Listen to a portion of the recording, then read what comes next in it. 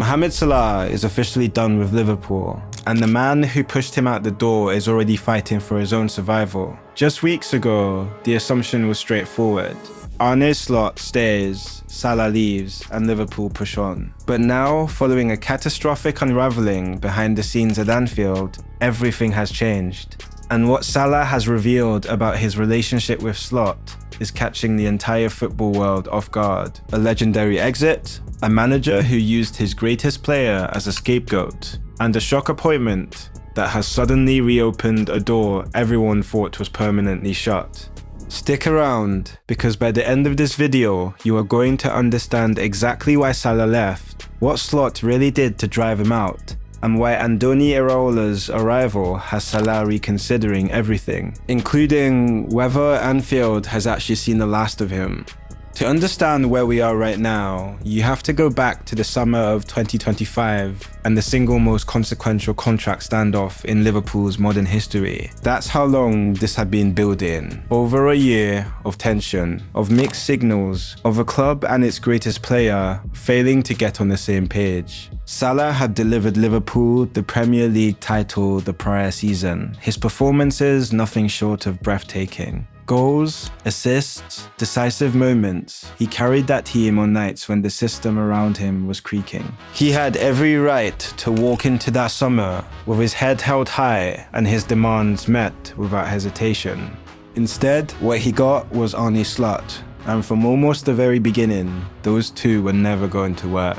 The cracks started appearing publicly during the 25-26 season, when it became undeniable that something was deeply wrong between the manager and his best player. Sources close to Salah revealed that the Egyptian felt increasingly marginalized, benched at critical moments, publicly downplayed in press conferences, and tactically positioned in a way that made him look a shadow of the player he actually was. Let that sink in. The man who won Liverpool the league title was being made to look ordinary, deliberately, systematically, by the manager he was supposed to thrive under. Slot had spent close to £500 million in the summer window. 500 million. Isak, Wirtz, Frimpong, Kerikez, a glittering collection of talent brought in with the backing of an ownership group that trusted Slot completely. And yet, despite all of that investment, despite all of that firepower, Liverpool stuttered. They stumbled, and instead of looking at his own shortcomings, Slot looked sideways, straight at Salah. To understand why this conflict became so destructive, you need to understand the impossible position Mohamed Salah occupies at Liverpool Football Club. This is not just a footballer, this is an institution.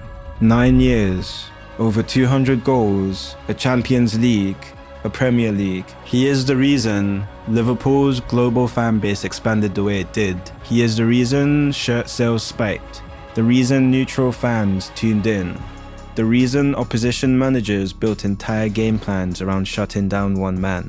And Arne Slot, for whatever reason, seemed to resent that, or at the very least, he seemed deeply uncomfortable with a player who was bigger than the system he was trying to build. From the outside, the early signs were subtle. Slot would talk about collective pressing, about positional structures, about the team being greater than any individual. All admirable coaching philosophies, but in practice what that translated to was a steady and deliberate reduction in Salah's centrality to everything Liverpool did. The service dried up. The freedom was curtailed. The intuitive, explosive, anarchic brilliance that made Salah unplayable was being ironed out in the name of a tactical shape that, frankly, Liverpool were not executing well enough to justify the trade-off. This wasn't a natural evolution, this was a manager trying to prove he was bigger than his best player, and the club was paying the price. Then came the moment that made the breakdown irreversible. Slot dropped Salah. Not for one game as a rotation call, not as a precautionary rest. He dropped him at a moment of critical importance, with Liverpool's season hanging in the balance, and the justification offered, both publicly and internally, was thin to the point of being insulting. Reports at the time indicated that Slot had raised tactical concerns about Salah's pressing workload, suggesting the Egyptian wasn't fitting the system. The reaction inside the dressing room was immediate, because everyone who had watched Liverpool's season knew the truth. The system wasn't working, Liverpool were underperforming relative to their squad investment, and Salah had still been the most dangerous player on the pitch in almost every game he featured in. This is the part that reveals the real character of what was happening. Because dropping a player of Salah's caliber, a player who had literally won you a title 12 months earlier, requires either extraordinary justification or extraordinary arrogance. And from everything that has since emerged, it was the latter. Slot was using Salah as a distraction, as a narrative to deflect from a deeper truth, that despite £500 million spent, despite the faith of ownership, despite inheriting one of the most complete squads in Premier League history, Arne Slot was struggling to do the job that Liverpool required of its manager. What happened next was felt across the entire club. Within weeks of that benching, the atmosphere at Melwood had shifted. Players who had stayed publicly neutral began privately expressing frustration. The relationship between Slot and senior members of the squad became strained in ways that could not be easily repaired. And at the center of it all was the question that nobody in the Liverpool hierarchy could cleanly answer. How do you justify treating your greatest player this way when the results are not there? According to sources familiar with the situation, Salah gave the club every opportunity to course correct. He did not go public, he did not agitate through the media in the way he easily could have. He tried, internally, to find a resolution. But when it became clear that Slot had no intention of changing course, that the manager had dug into his position and was doubling down, Salah made the only decision available to him. He announced he was leaving. And the statement, when it came, was measured. It was dignified. It talked about love for the club, about what Anfield had meant to him, about the supporters who had given him everything. But reading between the lines, anyone who had followed the situation closely could see exactly what was there. A man who had been pushed out by a manager not worthy of the position he held. Here is where we actually are with Arne Slot. He was handed the most expensive squad in Liverpool's history. He was given the financial backing of a club prepared to spend £500 million to help him succeed. He inherited a title-winning culture, a settled backroom staff, and a fan base ready to give him every benefit of the doubt, and he wasted it. The 25-26 season was, by any objective measure, a failure. Not a transitional stumble, not the kind of underwhelming campaign you can file away as a necessary growing pain. A genuine, damaging failure, one that cost Liverpool in the table, cost them in Europe, and ultimately cost them their greatest player. Slot reportedly clung to the belief that his process was right, that results would come, that patience was required. But here is the thing about Liverpool Football Club. It does not do patience the way a mid-table side might. The standards are different, the expectations are different. The history demands a certain level of performance, and Arne Slot consistently fell below it while deflecting responsibility at every turn. He was lucky to last as long as he did, and when the end came, it was not a surprise. It was an inevitability that most people inside Anfield had been privately anticipating for months. Here's where things get complicated, because Slot leaving and Iraola arriving sounds clean and straightforward, but the reality of what comes next is far more layered. The Slot era has left real damage. Squad dynamics have been disrupted. Trust in the manager's office has been eroded. And the players brought in last summer, Isak, Wirtz, Frimpong, Kerekes, are talented, but they arrived into a dysfunctional environment and will need time to settle properly under a new system and a new voice. For Salah specifically, reversing course publicly is not straightforward. He announced he was leaving. His representatives have been in contact with clubs. The dignity Salah has always carried himself with means he will not do it lightly. A U-turn requires the right conditions, the right framing, and, most critically, the right manager. And for Iraola himself, he is walking into a situation requiring immediate stabilization.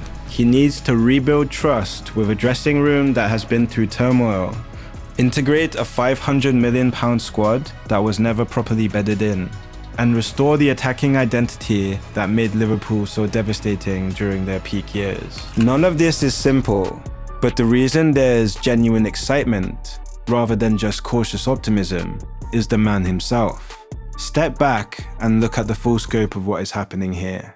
Arne Slot is out, and not quietly, not on good terms, not with the club graciously crediting his contribution. He is leaving under a cloud of failure that £500 million could not disguise. And Iraola is coming in, a manager who has built a reputation for exactly the qualities Slot lacked: emotional intelligence, tactical adaptability, and ability to get the absolute maximum from the players at his disposal. And Mohamed Salah, the man who should never have been driven away in the first place, is reportedly reconsidering his exit. Together, these three things represent something genuinely significant, because Liverpool without Salah under Slot was a diminished product. Liverpool under Iraola with Salah back in the building, that is a different proposition entirely. This brings us back to where we started. The question of whether Anfield has seen the last of Mohamed Salah. When Klopp arrived at Liverpool in 2015, the comparison everyone reached for was a new dawn, a manager whose energy and personality transformed not just results, but the entire culture of the club. What Klopp built did not happen overnight, but the foundation was laid from his very first press conference, his very first training session, his very first conversation with players who had lost their way. Iraola carries that same energy. He is a manager who earns trust through honesty, through clarity, through an intensity that does not feel aggressive. Actually, unlike Slot, Iraola understands that managing elite players is not about suppressing their individuality in the name of a rigid system. It is about creating the environment in which elite players become even more elite. Salah, according to those close to him, has taken note. The reports emerging are remarkable. A player who was weeks away from finalizing his departure is now pausing, listening, waiting to understand exactly what Iraola's vision looks like and whether there is a place in it for him. So here is where we land. Could Mohamed Salah sign a new contract and stay at Liverpool? Absolutely. The pieces are there in a way they were not 6 months ago. Will it happen? That remains far less certain. Iraola's first conversations with Salah will be defining.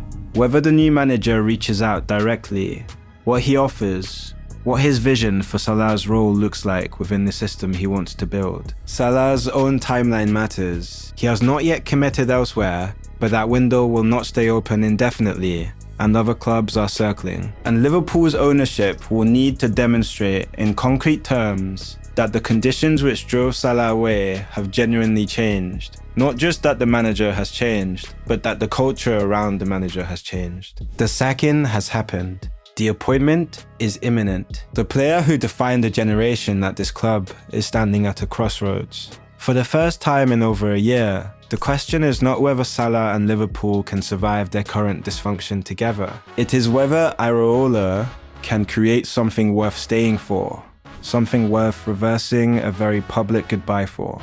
That is the story no one saw coming, and it is still being written. Whether Salah walks back through those Anfield doors under Iraola, or whether this truly is the end of one of football's greatest love stories, that is the chapter that follows everything you have just heard. What is undeniable is this: Arne Slot took something extraordinary and mismanaged it into rubble. And the most painful part is that it was entirely avoidable. Iraola now inherits both the wreckage and the extraordinary possibility sitting inside it. And somewhere in that mix, Mohamed Salah is watching, and for the first time in a long time, he might actually like what he sees.